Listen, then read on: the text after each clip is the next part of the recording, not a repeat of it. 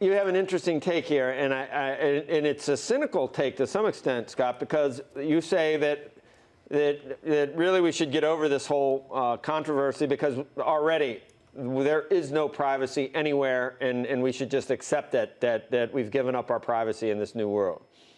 I wouldn't say we should accept it. I think we should understand, there's multiple aspects of this. First of all, absolute anonymity breeds irresponsibility. So if you have total privacy, it's sort of like being invisible, and your civility tends to drop when you're operating absolutely invisibly. So there has to be some, in many cases, not all, there should be some areas you should be allowed to be invisible, but there are other times when an audit trail is necessary to drive civility.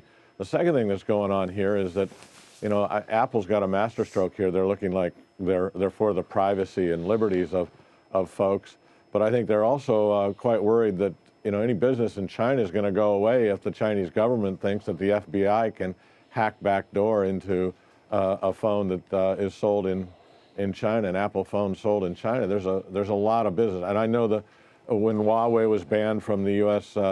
Networks, that created a negative backlash on the equipment providers here in the U.S. who were trying to sell into the Chinese market. So there's big economic reasons as well as PR reasons for what's going on here.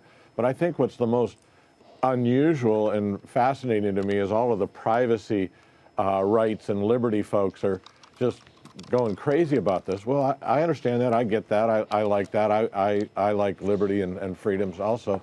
But at the same time, there's a whole bunch of them voting for bigger and bigger government. The thing that this is all bringing out is that people are getting very scared of their government because their government is running their health care, their financial services. They've nationalized student loans. They do audits. They're redistributing 2/3 of the $3 trillion federal budget is redistribution, taking money from people who earned it and corruptly buying votes through redistribution to other voters. So what the privacy issue is we are now scared of our government. We aren't scared of AT&T or Verizon. They know where you go, what apps you have on your phone, when you use those apps, all the rest of it. We're not afraid of them. What we're afraid of is when the government has data, but holy mackerel, look at the data the government has on you. That's you have no privacy. But I just say, if you want to get over it, vote for smaller government.